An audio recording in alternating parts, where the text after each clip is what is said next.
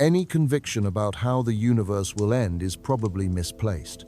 No one can say for certain what the distant future holds, and the array of potential cosmic fates is vast.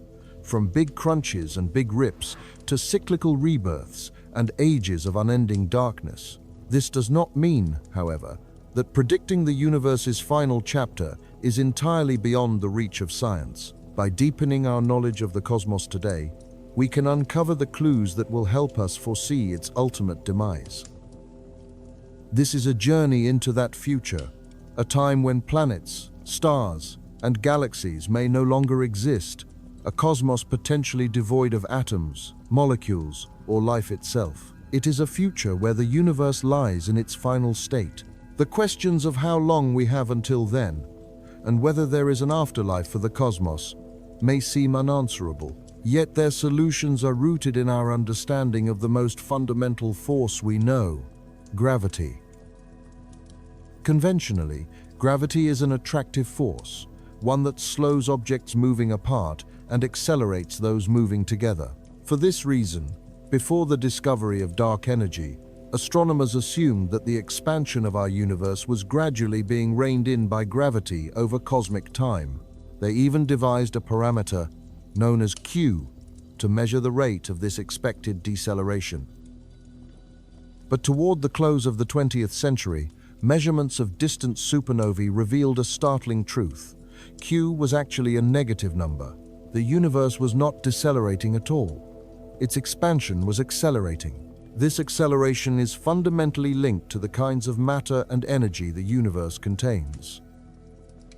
If the energy of ordinary matter creates a gravitational pull, it stands to reason that a very different form of energy must be responsible for the gravitational push that is speeding up the cosmic expansion. We call this mysterious influence dark energy. The central difficulty is that we do not know precisely what dark energy is or from where it originates, and yet the entire fate of the universe is tied to its identity. Depending on the nature of this energy, the accelerated expansion could grow stronger over time, eventually stabilize, or even reverse its course entirely. These divergent possibilities create a conceptual map of cosmic destinies. At the top of this map is the identity of dark energy, and at the bottom are the various ways everything might conclude. Most cosmologists believe that dark energy likely falls into one of two main categories.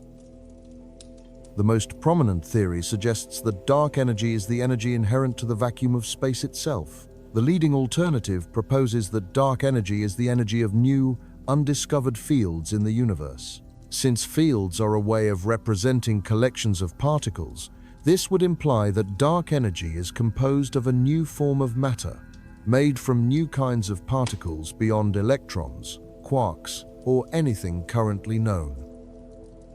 From these two starting points, the path of the future branches into theories that are wildly different, each predicting its own catastrophic end. On the vacuum energy side, we must consider whether the vacuum itself is stable, or if it could shift to an even lower energy state through a process called quantum tunneling. A stable vacuum represents by far the simplest scenario. It means that dark energy would continue to exist for all of eternity in the same form it has today. In this future, our universe will accelerate forever, growing infinitely larger and colder in what is known as the Big Freeze. The good news is that you would not notice anything changing here on Earth, or even throughout our Milky Way galaxy. There is enough mass concentrated in this local region to counteract the gravitational repulsion from dark energy. But if you were to zoom out beyond our galactic neighborhood, you would see that distant galaxies are being accelerated away from our own in all directions. Eventually, they will cross a threshold known as the event horizon. Much like the boundary of a black hole, once an object crosses this point, it can no longer communicate or interact with the world it has left behind. This means that, one by one, we will lose contact with all galaxies beyond the local few, where gravity is strong enough to keep us together. All that will remain of them is a dimming, reddening light from the moments just before they cross the horizon. In time, this light will become so faint that it too will be unobservable. Future generations of astronomers, billions of years down the road, might have no idea that anything ever existed in the universe beyond the Milky Way. As for what will become of the matter inside our own galaxy, it is destined for a relatively quiet end. The second law of thermodynamics states that systems will always tend toward a state of higher entropy or disorder. When stars fuse hydrogen into helium and emit light, when planets heat up and winds sweep across an atmosphere, and even when you digest a meal, all of these processes increase entropy, but the entropy of the Milky Way can only grow so large. Eventually, stars will run out of hydrogen to fuse, planets will be left to freeze, and their winds will fall silent. There will be no more life to process energy. Matter will have nothing left to do but collapse into black holes, and those black holes will themselves evaporate into a vast pool of radiation. What we once called the Milky Way will be in a state of total thermal equilibrium. Nothing at all will be happening, because there will be nothing left to happen. This ultimate fate is sometimes called heat death. The name is not because it will be hot. In fact, it will be profoundly cold. It is called this because there will be no more heat flow, no more temperature gradients, and no more transfers of energy from one place to another. Admittedly, it might take a while to reach this state. Some estimates place it at 10 to the power of 106 years away, which is 10 to the 96th power times the current age of the universe. But if dark energy truly comes from a perfectly stable vacuum, then there will be no avoiding it. Heat death is coming. There is, however, one possible silver lining at the end of this story. Sir Roger Penrose, a Nobel laureate and brilliant physicist, has conjectured that heat death might not be the end of the story, but merely a new beginning. In his model, known as conformal cyclic cosmology, Penrose proposes that the radiation-filled universe in the infinite future will be indistinguishable from the state of the universe at the Big Bang, and indeed may be one and the same. In one particular model, each period of unending expansion is envisioned to culminate in a new Big Bang, thereby restarting the entire cycle of cosmology. At present, there is little evidence to substantiate this hypothesis, but it offers a glimmer of hope should our universe be destined for a big freeze. While individuals like us would not endure, the universe itself perhaps could, which is a comforting thought in its own right. For anyone unsettled by the idea of a big freeze, the picture is complex, with elements that both support and challenge that fate. The encouraging perspective is that reasons exist to think that even if dark energy originates from the vacuum, that particular vacuum state may not be permanent. This suggests we might not be heading toward a big freeze at all. One reason to question the vacuum's stability stems from observations of the Higgs field. Current measurements from CERN suggest the Higgs field could possess a vacuum state with lower energy than the one our universe currently occupies. An intriguing detail is that it might take an immense duration, perhaps 10 to the power of 100 years, for it to tunnel into this more favorable vacuum. To visualize how this mechanism operates, we can imagine an apple falling from a tree, striking our friend Isaac on the head, and then settling into a shallow depression in the ground. Nearby, a much deeper depression exists, one the apple would naturally be drawn to, were it not for a small hill acting as a barrier. From a classical physics standpoint, the apple remains trapped, yet, in the quantum mechanical view, the apple has the ability to, and eventually will, tunnel through that barrier to reach the lower energy state if given enough time. The Higgs field behaves in a similar fashion, with its various vacuum states corresponding to the different depressions in the landscape. A second compelling reason to doubt the vacuum's permanence actually emerges from string theory.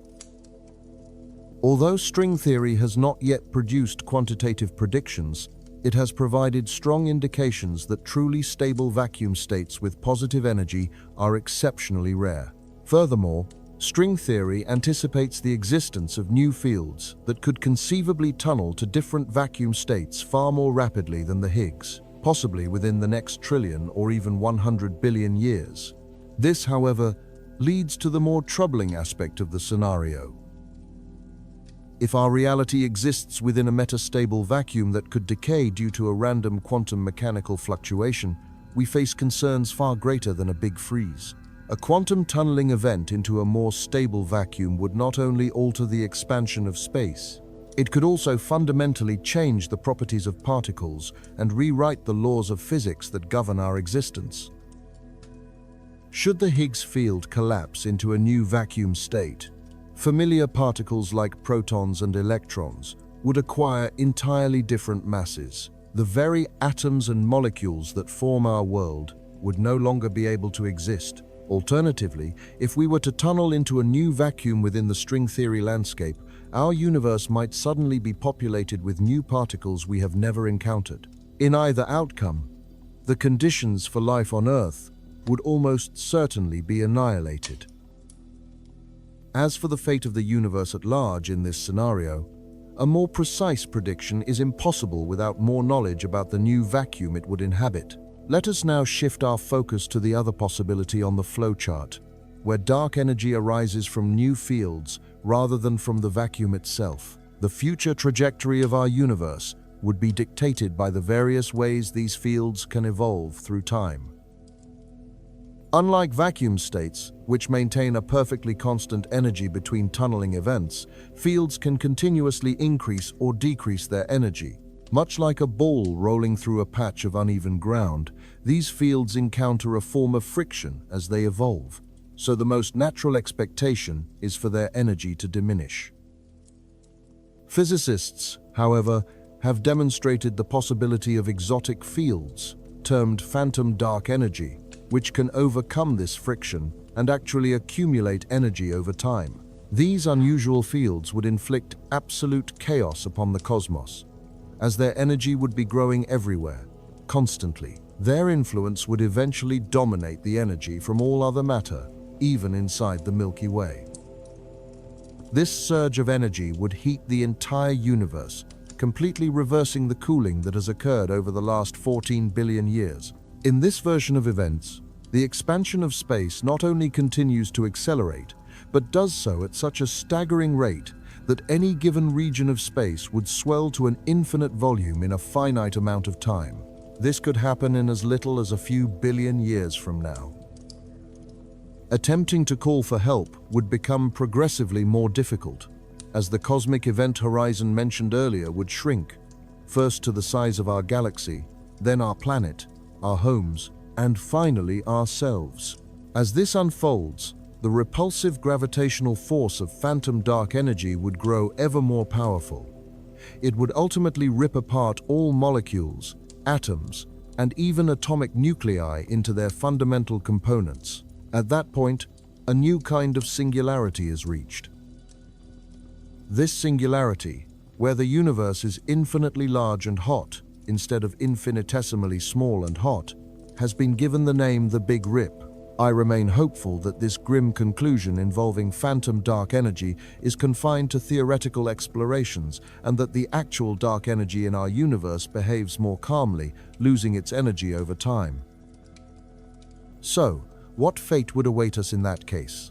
This is where the flowchart of possibilities becomes more intricate, because a field can evolve in a great many ways. To predict the universe's destiny in this context, two primary questions must be answered. First, is it possible for the dark energy field to have negative potential energy? And second, does the field's energy change at a slow or a rapid pace? If the field's energy remains positive and it diminishes very slowly, its effects would be nearly indistinguishable from vacuum energy. Under these conditions, the universe would still be headed towards a big freeze. Conversely, if the field's energy were to dissipate very quickly, the universe would soon be left with no dark energy at all. The acceleration would cease, and the future would then depend entirely on the universe's spatial curvature or its overall shape. A flat or open universe would ultimately progress toward a heat death, but without a cosmic event horizon to isolate us from communicating with galaxies as far as we could observe. This might represent the most peaceful of all conceivable futures. A closed universe, on the other hand, would eventually stop expanding, reverse its direction, and collapse back upon itself, a decidedly less tranquil outcome. This type of recollapse is referred to as a big crunch. A closed universe is just one of two pathways that could lead to a big crunch. The other route that would see our Milky Way crushed into oblivion involves the dark energy field attaining a negative potential energy. At a certain point in the distant future, the expansion of the universe could cease, giving way to an era of contraction. During this phase of collapse, gravity would invert the effect of cosmic friction, creating what theoretical physicists describe as cosmic anti-friction. This phenomenon, rather than draining energy from a particular field, would instead accelerate that field's evolution and empower it. If this energy is acquired slowly, the cosmos would have sufficient time to fully collapse upon itself, culminating in a definitive big crunch. Conversely, if the field gains energy with enough speed, the universe might reach a temperature rivaling the conditions of the Big Bang so rapidly that it would happen long before the Milky Way is expected to merge with Andromeda.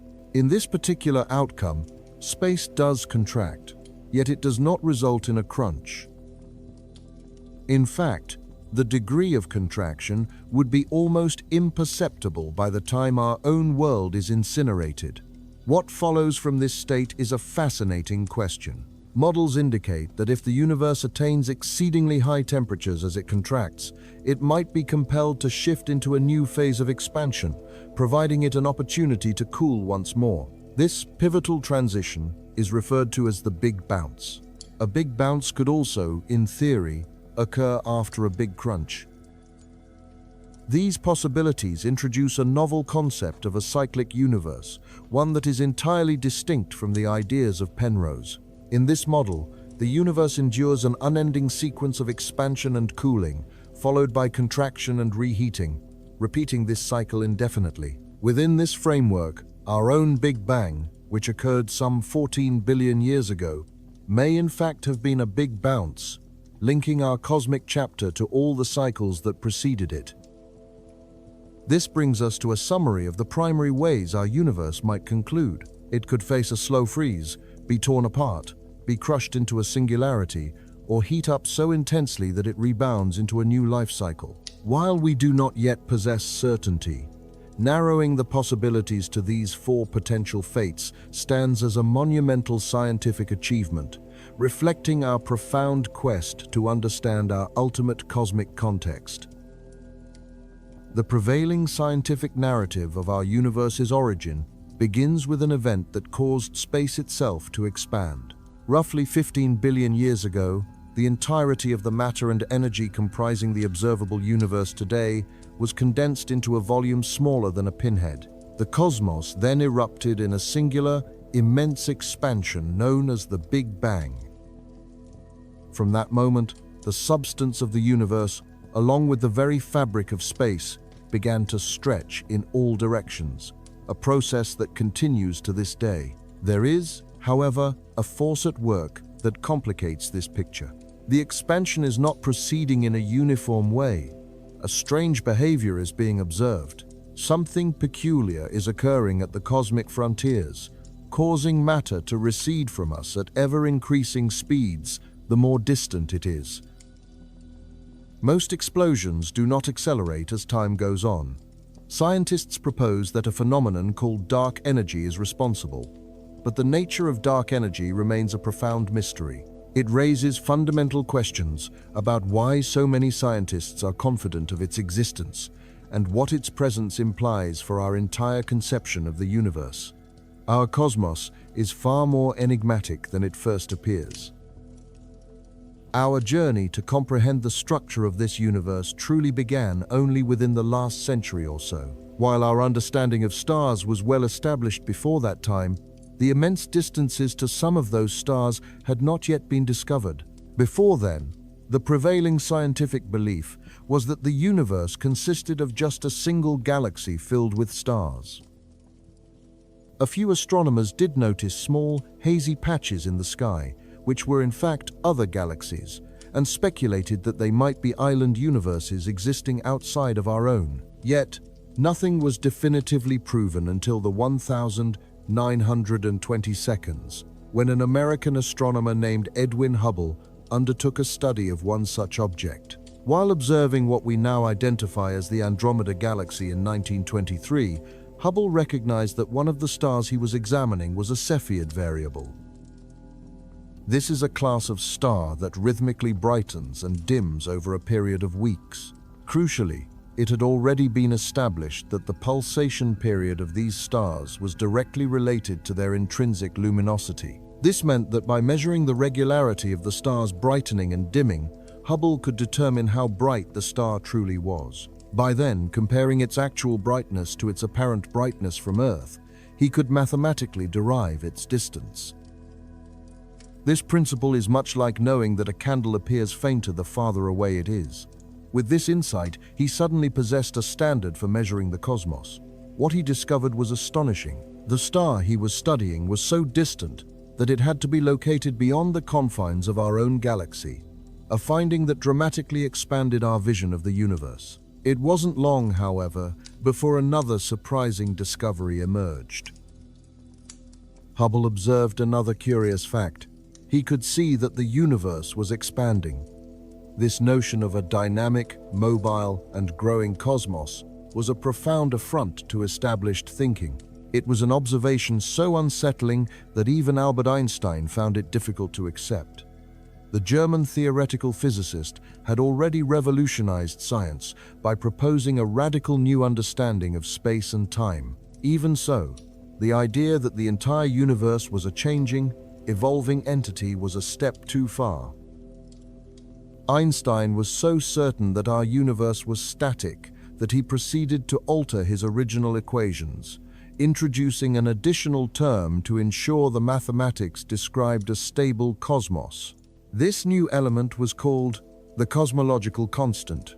For Einstein, the concept of an expanding universe was so unpalatable that he initially could not embrace it. And yet, time and the persistent work of Edwin Hubble would eventually prove his static model incorrect, rendering the cosmological constant unnecessary. There is a principle known as the Doppler effect, which states that the wavelength of radiation stretches if its source is moving away from an observer and compresses if it is moving closer. Because Hubble understood the light frequencies that should be arriving from these galaxies, he could use the Doppler effect to calculate their motion. Through this method, he found that all the galaxies in the universe were receding from us. It did not take long for astronomers to consider the deeper meaning of their observations. If distant galaxies are moving away from us today, then in the distant past, they must have been situated much closer together. This line of reasoning gave rise to the theory of the Big Bang. Yet, another strange characteristic of the cosmos troubled scientists, a detail that the Big Bang theory alone could not fully explain. The issue was not merely that the galaxies were receding from us, it was that they were accelerating as they did so. It appeared that the farther a galaxy was from our own, the faster it was speeding away. And for acceleration to occur, some form of energy must be driving it. The source of this immense energy was a profound mystery. No one seemed to know where it originated, but its influence appeared to be everywhere, permeating the entirety of space. To account for this gap in their understanding, scientists proposed the concept of dark energy. By applying the principles of general relativity to this model of an expanding cosmos and checking it against the most current observational data, a startling discrepancy was revealed. Scientists came to realize that the particles we can actually see, known as baryonic matter, accounted for a mere 5% of the total universe. This meant that somewhere in the cosmos, a staggering 95% of its substance was missing. The conclusion was the only one that seemed to fit the evidence. Matter was observed to be gathering in peculiar ways, as if some unseen substance with its own gravity were drawing it into denser clusters. Researchers named this invisible material dark matter, and they calculated that it made up about 27% of that mysterious 95% deficit. But at the same time matter was being pulled together, it was also being pushed apart on the largest scales. The remaining 68% of the universe had to be the energy responsible for that repulsive effect. It was undetectable and invisible, yet present everywhere. The mathematics of cosmology seemed to demand its existence. There are a few prominent ideas regarding the fundamental nature of this energy. For one, Einstein's cosmological constant was reconsidered, this time for a new purpose. Einstein had initially conceived of such a constant as a force that would perfectly counteract gravity, a cosmic push to balance gravity's pull, thereby ensuring the universe would remain static, neither expanding nor contracting. However, if one were to begin with a larger value for this cosmological constant, the result would be a universe that tipped into a state of perpetual, accelerating expansion, which is precisely what we observe in reality. Einstein theorized that what we perceive as empty space might not be truly empty at all, but rather that it possesses an intrinsic energy and could, in fact, generate more of itself. This continuous creation of new space would in turn create more energy, amplifying the pushing force as time progressed. It remains unclear, though, why space would possess such a property. It was less an explanation and more a recognition of what seemed to be happening. To help fill this theoretical void, the field of quantum mechanics offered a potential answer. Scientists from this discipline hypothesized that perhaps virtual particles were responsible for this extra energy. Virtual particles are understood as pairs of particles that spontaneously emerge from the quantum wave function that exists throughout space. They do not last for very long, as they soon encounter one another and cancel each other out. But in the fleeting moment before their mutual annihilation, it is conceivable that they could push against their surroundings, exerting a subtle force. This theory is supported by some degree of experimental evidence, which suggests that virtual particles do seem to exist in some form. However, when physicists attempted to calculate the amount of energy such particles would generate if this process were occurring throughout the vacuum of space, the answer they derived was far too large. It was not off by a small margin, but by a number with approximately 120 zeros. When a calculation is incorrect by a factor of 1 followed by 120 zeros, it strongly suggests a fundamental flaw in the underlying mathematics. Indeed, this result earned the unenviable title of the worst theoretical prediction in the history of physics. The third main idea involves a varying cosmological constant, which would not be a constant at all, but rather an adjustable field, similar to an electrical or gravitational field, that could account for this repulsive force across the cosmos. This hypothetical force was named quintessence, and if it is real, it might represent the fifth fundamental force of nature. The difficulty with this concept, however, is the same one that plagues the cosmological constant. There is no explanation for why such a field would exist. In short, this remains a very poorly understood area of study. A great deal more information is needed before any definitive conclusions can be reached. Spotting something that is inherently invisible is naturally difficult, but efforts to study dark energy through its effects on the surrounding universe are already underway. Various observatories are approaching this challenge in different ways. BINGO, which stands for the Baryon Acoustic Oscillations from Integrated Neutral Gas Observations Telescope in Sao Paulo, Brazil, is a ground-based radio telescope. Its objective is to monitor the radiation emitted by hydrogen atoms found in the dark voids of space between galaxies. The goal is to see if there are any unusual distributions of matter that might indicate the influence of dark energy. A curious fact about the universe is that matter clusters in waves. Statistically, it is more probable that the distance between any two galaxies is around 500 million light-years than any other distance. This is thought to be related to ripples in the very early universe, just after the Big Bang, which coalesced into more solid forms of matter as the universe cooled. essentially locking those ripple patterns into place. Observing the gaps between these ancient ripples, even in the darkest regions of space, could be highly instructive. However, to truly spot the signature of dark energy across vast stretches of time and space, one must think on a much larger scale.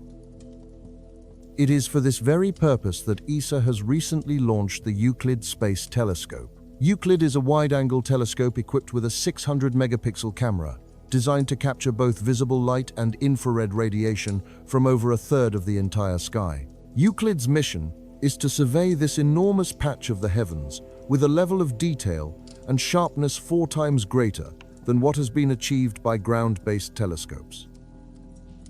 It aims to map the cosmic structure stretching back 10 billion years into the past. The hope is that in doing so, it will be possible to construct a 3D map of dark energy's influence, with the ability to see how that influence has either changed or remained constant over that immense span of time. While Euclid will also examine individual stars, its primary objective is to capture sheer volume. In this way, it is hoped that the overarching pattern of dark energy will finally emerge. Euclid launched on the 1st of July 2023 and has since arrived at its designated L2 Lagrange point. It has already begun to capture its first images. Although these initial photos of starscapes and galaxies are only for testing and do not yet reflect the levels of fidelity Euclid will achieve once its tuning is finished. Once this calibration process is complete, however, it will commence its 6-year mission to map our cosmos. The mission will hopefully answer critical questions, such as the true nature of dark energy and whether our current understanding of the laws of gravity is genuinely complete. So, there is great optimism that this mission can shed some light on the profound mystery that is dark energy. For now, though, this enigmatic force remains one of the deepest puzzles in all of science. The only reason we have any awareness of dark energy is because of the expansion of the cosmos. In every other respect, it remains completely imperceptible. Yet, considering it constitutes over 60% of everything that exists in the universe, it must be present all around us at this very moment. This energy applies a steady pressure, not only on us but on every other galaxy, slowly and inexorably driving all things farther apart. It is conceivable that, due to dark energy's influence, a time will come when our own galaxy is the only one visible in the night sky. All others will have been propelled beyond the horizon of detectable light. In that distant future, we might be left to wonder what became of the other galaxies, or perhaps even to question if they were ever there to begin with. The ultimate fate of the cosmos remains an open question. Will the universe continue its expansion indefinitely, or could dark energy eventually dissipate? If it did, gravity would be the only force left in control, potentially leading to a big crunch where everything collapses back in on itself. For now, the answer eludes us, though insights may one day come from a space telescope named Euclid.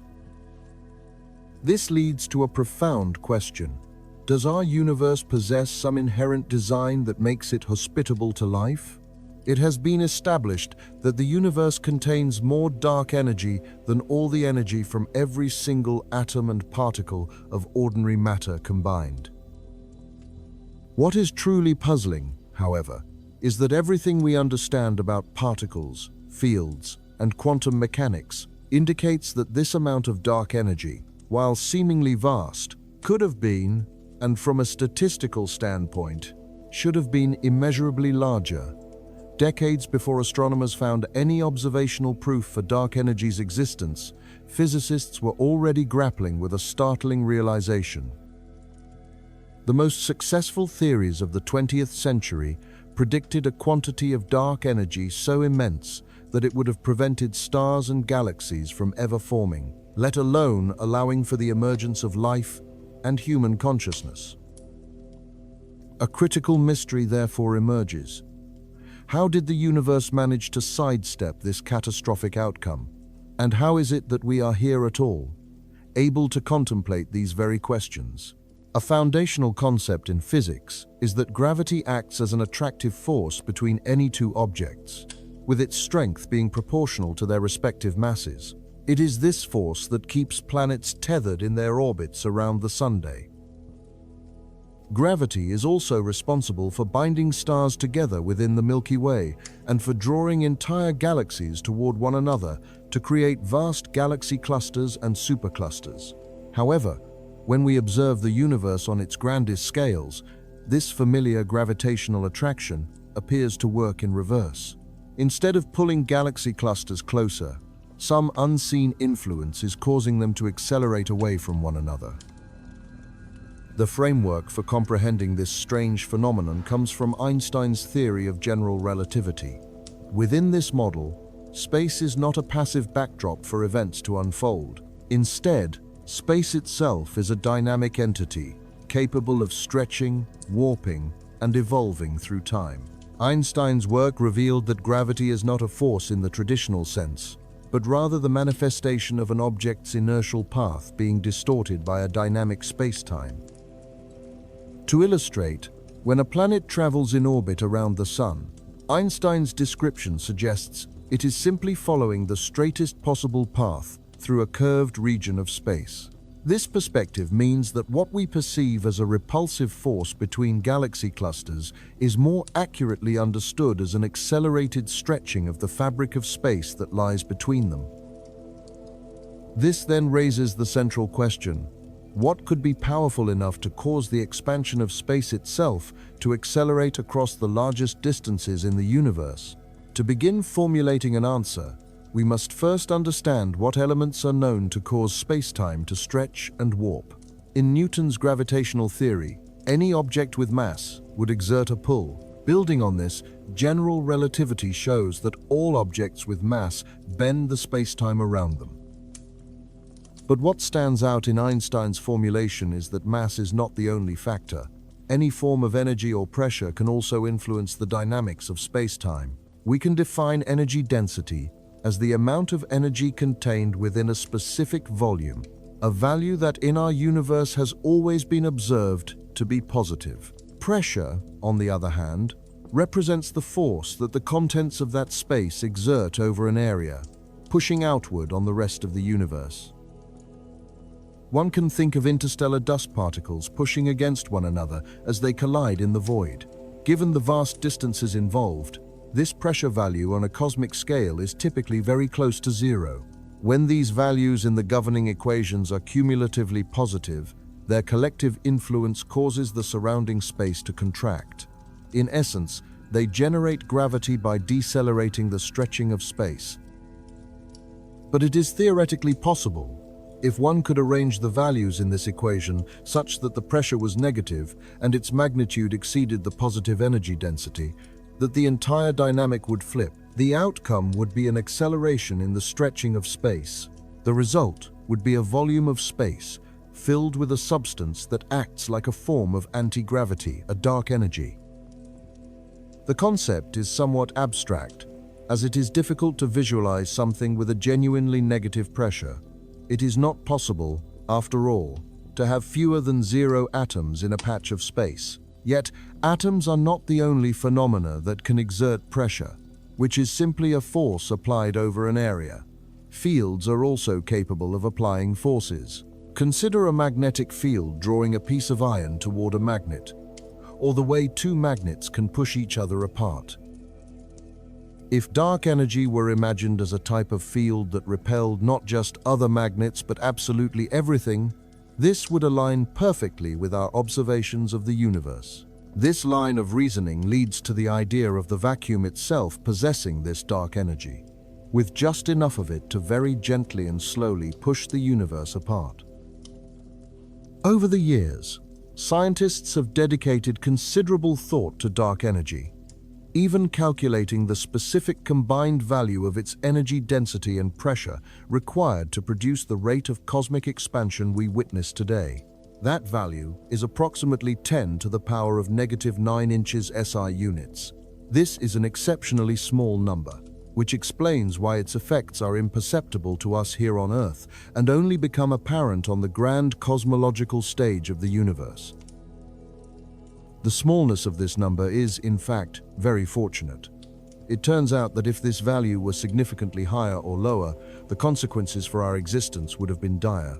To illustrate this point, consider a simplified history of the universe, from the moments just after the Big Bang until the present day. On this timeline, we can plot the dark energy density, which astronomers have measured. Scientists believe that its characteristic negative pressure has maintained this density at a more or less constant level for billions of years. In contrast, we can also plot the density of ordinary matter in the universe, which exerts very little to no pressure. Over cosmic history, the density of matter gradually declines as the expansion of space spreads everything farther apart. This thinning process is even more pronounced for the density of radiation, which encompasses photons and other exceptionally light particles. The positive pressure exerted by radiation causes it to disperse even more rapidly than ordinary matter. In the universe's first moments, for a very brief period, atoms did not exist. Soon after, however, protons and neutrons began to fuse, creating the first atomic nuclei. In that very early epoch, just after matter became the dominant form of energy, the cosmos cooled sufficiently for these nuclei to attract and capture electrons. This pivotal event marked the formation of the first atoms, primarily hydrogen and helium. These primordial atoms served as the fundamental material for the very first stars.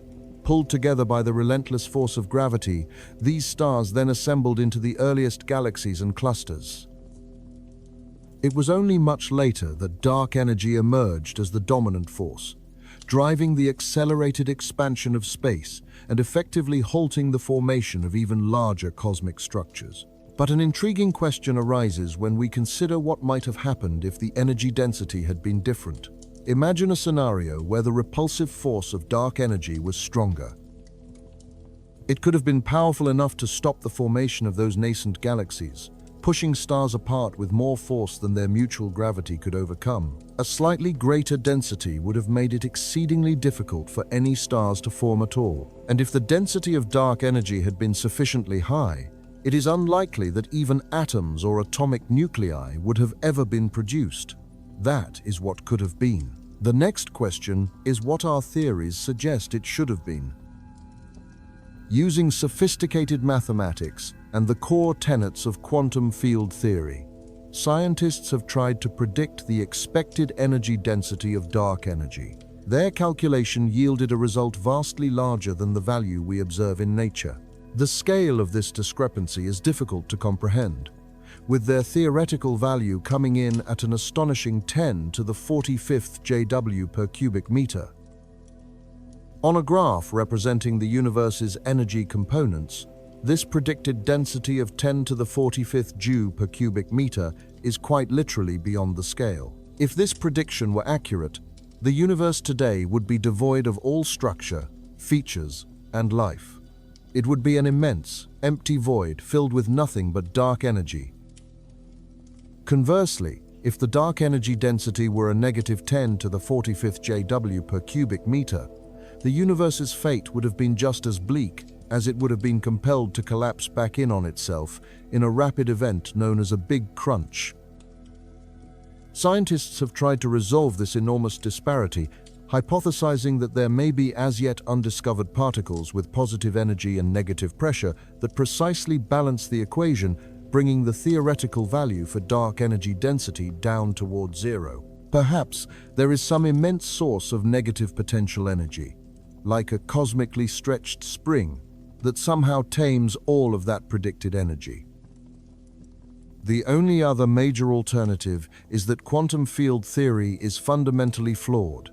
Yet, given the substantial body of evidence that supports quantum field theory, it would seem premature to dismiss it entirely. We are left instead to contemplate the remarkable nature of what appears to be a cosmic coincidence. The odds of the energy density of dark energy being so incredibly low, when theory predicted it to be so much higher, are astronomical.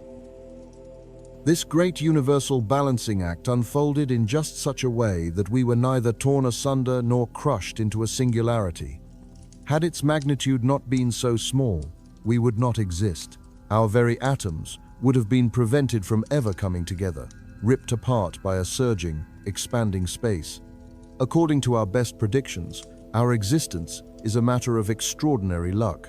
This coincidence occurred in precisely the right way for the universe to be able to produce life. This leads to a profound question. Was it merely a coincidence? The answer to that question moves us beyond what we know with certainty and into the landscape of pure theory. It wanders into the territory of multiverse theory and humanity's enduring quest to understand if our presence is a product of chance or of design. The implications are vast, far too much to explore in a brief conclusion. The subject is so profound that it requires a more focused examination. Our existence, it seems, is excessively fortunate, a fact which prompts a wide spectrum of ideas and viewpoints on how such a thing came to be. It is a subject where clear-cut answers are elusive, and exploring different perspectives can reveal unexpected insights. The surprising nature of our own being suggests that perhaps the universe holds more surprises for us, if only we can find the answers. Our presence here is a testament to an improbability so great it should not have occurred in more than 10 to the 56 universes. According to our most trusted physical predictions, the density of dark energy should have been so immense that its repulsive force would have torn apart atoms and stars, preventing them from coalescing under gravity. In such a universe, stars should not exist, nor should planets, nor should we. As it happens, the actual density of dark energy is vastly lower, at a level that permitted our existence. This fortunate circumstance raises the question of whether it was truly a matter of chance. Some propose that this points toward the existence of a creator, whether a god or an alien civilization so advanced as to be indistinguishable from gods, who established the universe's parameters in just the right way for life to emerge. But within physics, another theory has taken shape. This idea suggests that the most compelling answer to this great cosmic enigma is the existence of multiverses. Does your being here prove that other universes exist? Why do some physicists find this idea so convincing? And what might those other universes be like? I'm Alex McCone, and you're watching Astrum. In the second part of this series, we will journey fully into the topic of multiverses. In our last exploration of this subject, we established the foundation of what is known as the cosmological constant problem. This problem highlights that some force, which we call dark energy, is now so prevalent that it overpowers gravity on the grandest scales, causing our universe to expand. The observed density of this dark energy is at a uniquely convenient level. If its density, which is tied to the cosmological constant, were much higher or much lower, our universe would have either been ripped apart by unchecked expansion or would have collapsed into a singularity long before life had any opportunity to begin. The problem lies in the fact that our quantum models predict the density of dark energy ought to have been dramatically higher. How much higher is the prediction? It falls somewhere in the range of 10 to the 56th and 10 to the 120th times greater than the value we actually observe. This is more than a minor error. It is a profound mismatch. The gap is so enormous, in fact, that it has been called the most inaccurate theoretical prediction in the entire history of physics.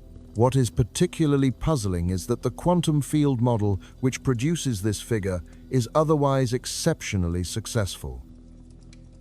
Whether considering the double-slit experiment with a single particle or the Bell equality test, quantum physics consistently provides accurate forecasts for some of the most counterintuitive phenomena in our cosmos. So, what could possibly account for this one colossal discrepancy? For those with a religious framework, the answer might lie in the concept of intelligent design, suggesting that this outcome was not a matter of luck, but of deliberate intent. In this view, A divine or highly advanced being precisely set the value of dark energy density to be perfectly suited for life to emerge, for the specific purpose of creating us. Of course, this line of reasoning is not universally accepted. The very nature of a godlike entity makes its existence difficult to either prove or disprove, and basing conclusions on faith is fundamentally at odds with the scientific method. For a great number of scientists, a different kind of answer was required. This is the point where the idea of multiverses begins to enter the conversation. Let us go back to the year 1987, a time before the precise value of our universe's dark energy density had been measured. It was already clear, however, that the value had to be incredibly small, or perhaps even zero, for the simple reason that we, and everything around us, existed. That year, the physicist Steven Weinberg published a paper that connected the universe's fortuitously low dark energy density with a concept known as the anthropic principle. In essence, this principle holds that the only universes we are capable of evaluating are the ones that happen to meet the right conditions to produce us. If the cosmos had not achieved such an improbable outcome, there would be no one here to contemplate whether these things were more or less probable. If it takes a fantastically unlikely event to produce humans, then a universe where that very event occurred is the only kind of universe we could possibly witness. Weinberg was able to be more specific than this general statement. He was confident that the threshold of dark energy density required for life to form would be no lower than the threshold for galaxies to form. In other words, by the time galaxies have taken shape, the universe has likely also crossed the threshold where life can emerge. After all, it is difficult to imagine how else life was supposed to arise if there were no stars and galaxies to provide complex building blocks and sources of energy. At the time of his publication, observations of an extremely old and distant quasar had indicated that galaxies were already beginning to coalesce just 1 billion years after the Big Bang. Weinberg used this information to calculate that the formation of these ancient galaxies necessitated a dark energy density smaller than around 10 to the -7 joules per meter. This meant that, assuming galaxies were indeed necessary for life to arise, the threshold for dark energy density for life to exist was less than or equal to this value, while not being so low that it became negative. Weinberg initially reasoned that if the actual dark energy density was significantly smaller than this value, some other explanation beyond anthropic reasoning must account for its smallness. However, as we now know, the real dark energy density is closer to 10 to the -9 joules per cubic meter, which is not drastically different from the threshold of 10 to the -7 that Weinberg had calculated. In short, the values for life and dark energy density show a surprisingly strong correlation. This line of thought, of course, overlooks one vital point. Just because we can exist in universes where we are found does not mean it is guaranteed that we should exist. We could have simply not existed at all. The odds of the cosmological constant being at its recorded level remain incredibly unlikely. Could the various contributions to the dark energy density have cancelled each other out to a value compatible with life purely by chance? This seems highly improbable. To grasp the odds, imagine generating 3 random real numbers between -1 and +1, adding them up, and hoping that the magnitude of their sum is at most 0.0000000001, with 55 zeros. It sounds just about impossible. But what if we had more than one attempt? What if we could generate those numbers over and over and over again until we finally got lucky? It might take us something on the order of 10 to the 56th tries, but given enough time, the unlikely cancellation of 3 randomly generated numbers transforms into an inevitability. We can use this same logic to potentially explain why the dark energy density is so bizarrely small. Instead of just one universe, imagine there exists a vast multiverse where each universe has a different, random value for its dark energy density. Only a tiny fraction of them would have a dark energy density small enough to be compatible with life. But that is exactly where we humans would expect to find ourselves. This explanation requires no coincidences, no fine-tuning, and no intelligent design, just a lot of different universes. On its own, the idea of a multiverse would still be too vague to be a good scientific theory. For starters, what kind of multiverse are we talking about? How do these universes exist in the first place? Fortunately, there are actually a few different concepts of a multiverse that physicists can describe. First, we have a multiverse separated by time. If you are familiar with the idea of the Big Bang and the Big Crunch, you will know that it is often believed that this creation and destruction of the universe is an eternally repeating process, with new universes arising each time. If the underlying physical constants of each universe are a bit different with each iteration, for instance, if dark energy density can change from universe to universe, then with enough Big Bangs and Big Crunches, you could inevitably end up with a universe that has a dark energy density exactly like our own. There are a few assumptions at play here, of course, as we do not know for sure that the universe will contract into a Big Crunch yet. But if it does, and if the rules of the universe are a bit different with each new iteration, then this is a viable model for a multiverse. A second multiverse described by physicists, although one I find personally a little more tenuous, is a multiverse separated by space. While the rules of physics seem to be consistent across all of the space that we can see, there are realms of space beyond our sight. These are sections of the universe that are accelerating away from us so quickly that we will never see light from them. It is conceivably possible that the rules of these parts of the universe could differ from our own, and if this occurs, then we are essentially in another sort of multiverse. I find this model a little less satisfying, though. A third variety of multiverse, however, is described by modern physics, one that exists entirely disconnected from our own space-time. This idea emerges from the many worlds interpretation of quantum mechanics. According to this view, every time a quantum state is measured or interacts on a macroscopic scale, the wave function of the universe diverges into a multitude of non-interacting branches. The classic thought experiment involving Schrödinger's cat helps to illustrate this, proposing one reality in which the cat is alive and a separate one in which it is not. With every such interaction, the number of parallel universes would grow exponentially, making this quantum multiverse ever more vast and diverse. It is important to clarify that we do not yet know if this branching process is the correct physical description of quantum mechanics. It does, however, represent arguably the most straightforward explanation, and it remains perfectly consistent with all available experimental data. To put it another way, no evidence exists to disprove this possibility.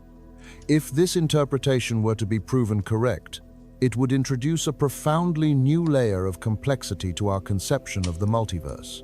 The appeal of multiverse concepts is that they can account for our presence in the cosmos without relying on either incredible coincidences or the idea of intelligent design.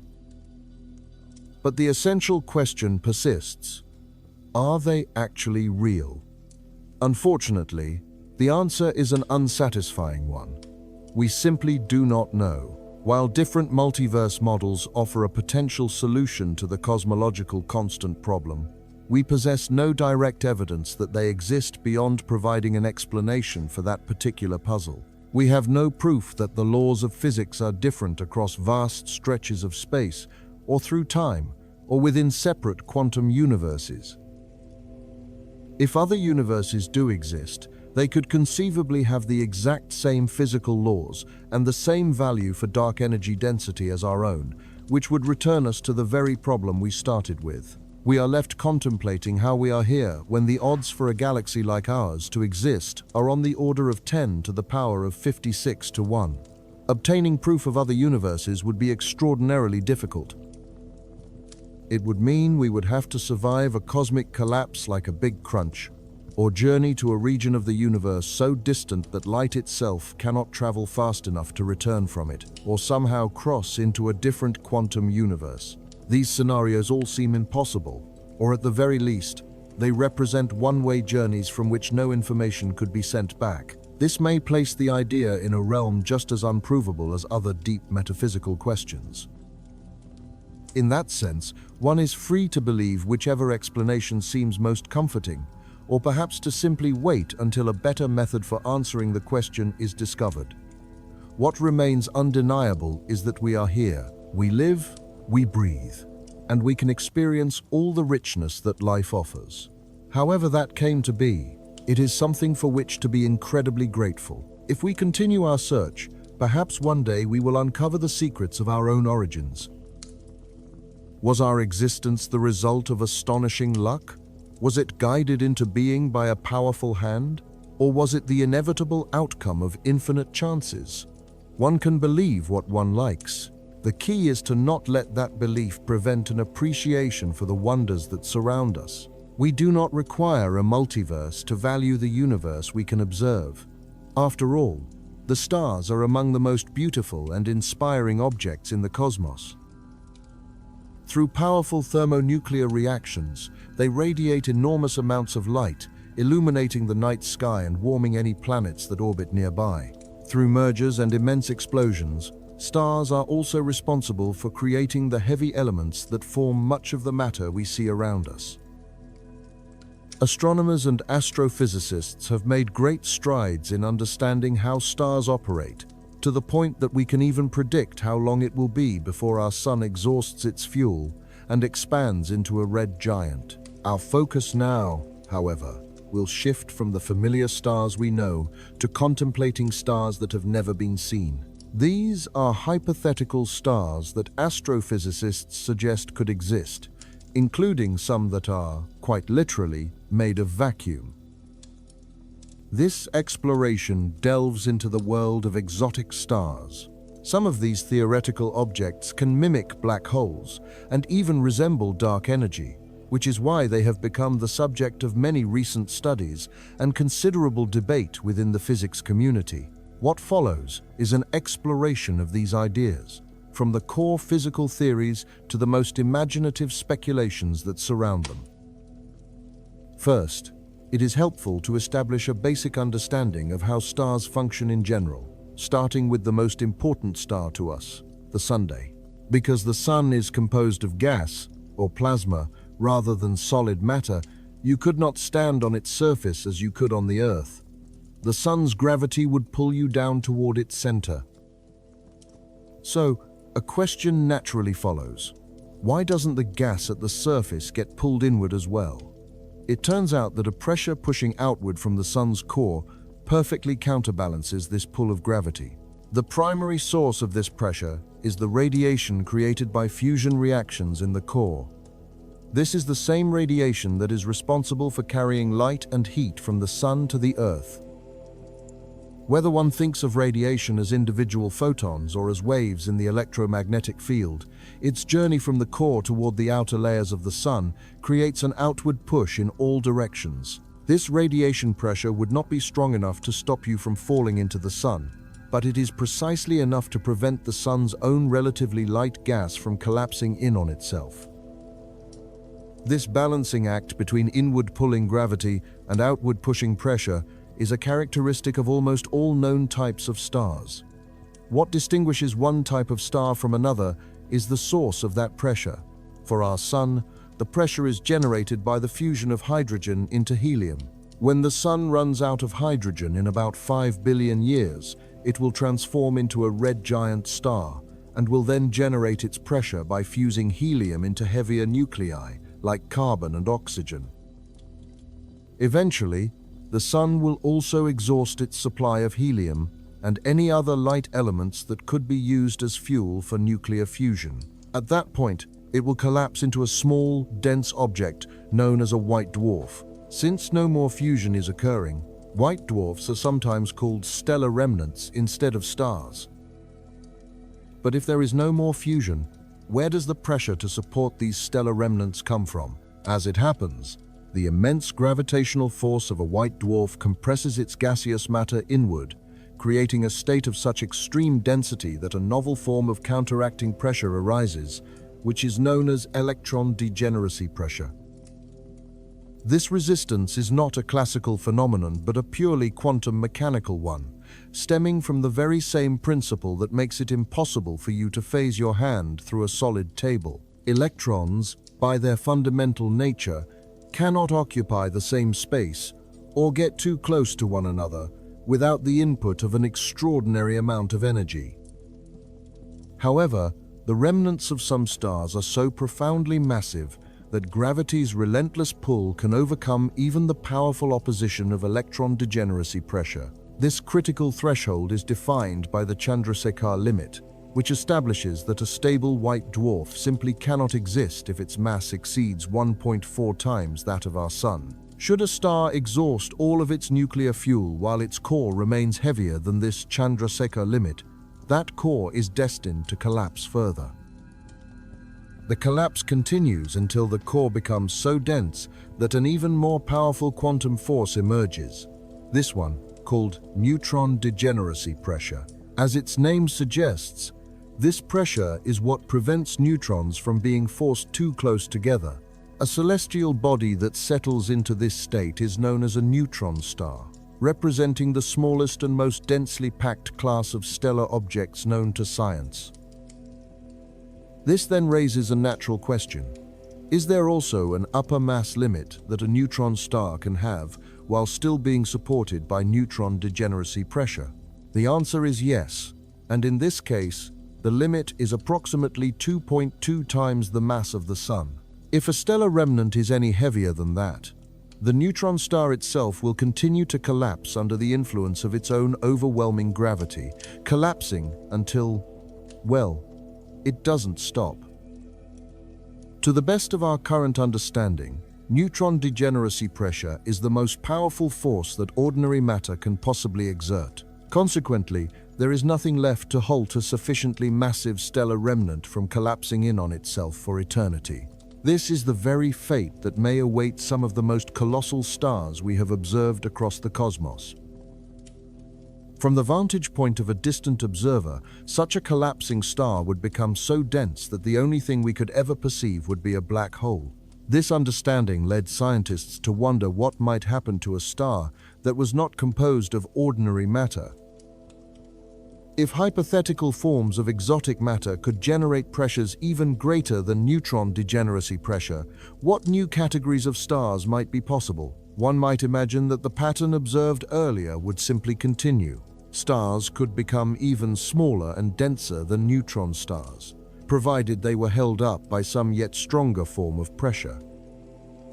It might seem that the only ultimate constraint on how small these objects could become would be the point of no return, the moment they transform into black holes.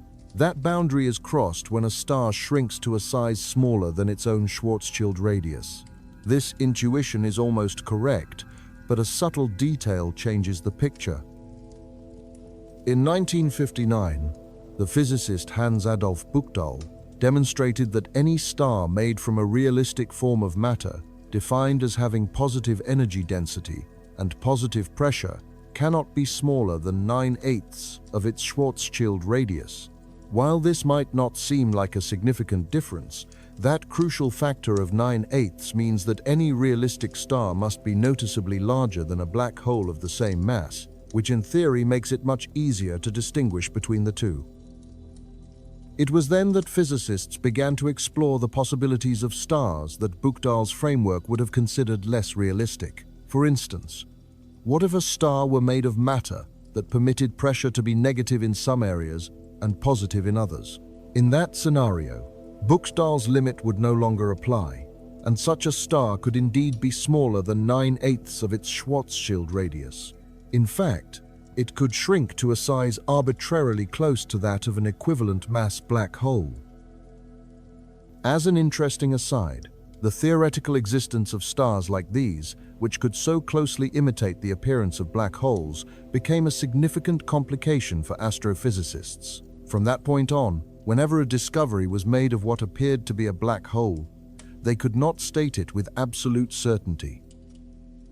They had to add the qualification that the object is either a black hole or an extremely compact object mimicking one, even if, in their professional judgment, they were quite sure it was a black hole. Returning to the central point, what would these exotic stars with negative pressures actually be like? The answer proved to be even stranger than one might have guessed. In the 1930 seconds, Tolman, Oppenheimer, and Volkoff developed an equation, now commonly known as the TOV equation, that describes how pressure changes within a stable star as you move from its center outward. The TOV equation predicts that if a star's center has a substantially negative pressure, which would create a kind of attractive pull rather than a repulsive push, the star can only achieve stability against its own gravity if its internal pressure behaves in a truly peculiar way. First, the pressure must plummet to negative infinity at some point inside the star. Then, it must instantaneously flip its sign to positive infinity, and from there, decrease as you move outward, until it finally reaches zero at the star's outer surface. The precise location of this infinite pressure point depends on the pressure at the very center. This means that if you could fine-tune that central pressure to a perfect value, you could keep the pressure finite all the way to the star's edge.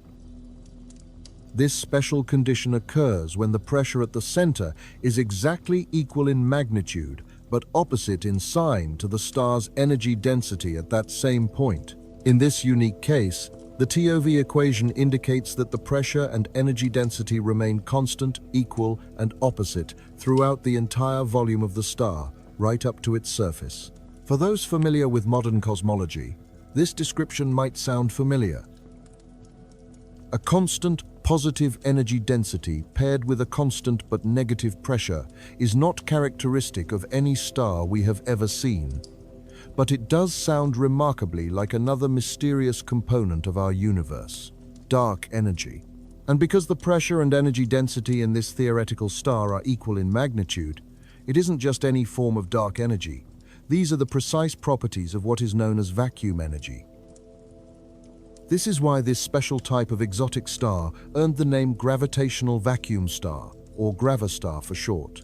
Within a gravastar, there is absolutely zero net gravitational force. This is because the gravitational pull exerted by the positive energy is perfectly cancelled out by the gravitational push from the negative pressure. Furthermore, since the pressure inside a gravastar is constant, there is no pressure gradient to create a push in any particular direction. The remarkable consequence is that if you could find yourself inside a gravastar, you would not be pulled inward or pushed outward. You would be able to float freely, just as if you were in a true vacuum. What stands out as a particularly curious feature of stars governed by negative pressure is an effect that occurs as they approach a specific theoretical limit. This special boundary for a gravastar, which is reached when its surface of infinite pressure extends all the way to its outer edge, causes its physical dimensions to become almost indistinguishable from those of a black hole possessing an identical mass. This convergence in size has given rise to two pivotal questions, both of which have recently become a focus of intense discussion and research within the physics community. The first of these questions revolves around a fundamental problem of identification. How can we be certain that the incredibly compact objects astronomers have detected during cataclysmic merger events, or those found lurking at the centers of massive galaxies, are truly black holes, and not some other form of exotic star that so closely mimics their size? The second question explores a far more profound implication. If gravastars are indeed a real phenomenon, scattered throughout the vast expanse of the cosmos, could they themselves constitute the elusive dark energy that has been accelerating the universe's expansion for the past 5 billion years? In the effort to resolve the first question, physicists must rely on the single most critical distinction between a black hole and any other compact object, which is the presence or absence of an event horizon. The event horizon is, in essence, the defining feature of a black hole. It represents an absolute boundary of no return, a surface from which nothing, not even light, can escape once it has fallen inside or even made contact. By contrast, an exotic star, so long as its radius remains even infinitesimally larger than its corresponding Stratshield radius, would lack this defining boundary. The absence of an event horizon means that it could, in principle, be able to emit information outward into the universe, potentially in the form of light. Not only that, but the gravitational waves generated by the collision and merger of such objects could carry a distinctly different signature from the space-time ripples produced by the merging of two black holes.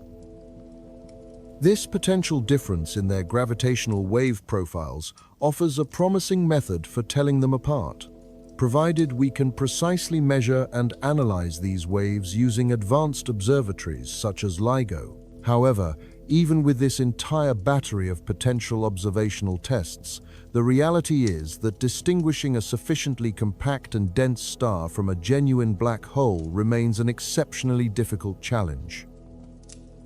To date, the most definitive statement we can make from our observations is that the radii of the objects identified as black hole candidates are, at a minimum, almost exactly equal to their calculated shield radius. While for some of these objects this measurement is a broad approximation, for others this equivalence has been calculated with an almost unbelievable degree of precision, accurate to within 40 decimal places. When we turn our attention to the second question, the one concerning the nature of dark energy, the scientific debate intensifies considerably. In early 2023, a published analysis led by a team of physicists at the University of Hawaii presented a remarkable finding. Their examination of astronomical observations suggested that massive black holes are increasing their mass over cosmic timescales at a rate that perfectly mirrors the rate at which dark energy would be expected to grow due to the ongoing expansion of the universe. This led the researchers to what they considered an inevitable conclusion: that black holes might in fact be composed of dark energy, making them fundamentally more similar to Gravis stars than to the traditional model of a black hole containing an infinitely dense singularity at its center. This provocative conclusion was immediately and fiercely contested by many others in the scientific community. Some astronomers voiced strong objections, arguing that the team's analysis and interpretation of the observational data were not entirely sound. In parallel, numerous theoretical physicists asserted that, based on established principles, the large-scale expansion of the universe should have no direct influence whatsoever on the growth of individual black holes. So, while the proposition that dark energy might exist in the form of grav stars is certainly an exciting and thought-provoking one, it seems clear that the broader scientific community is unlikely to be convinced until the idea is substantiated by both significantly improved observational data and more compelling, internally consistent theoretical models.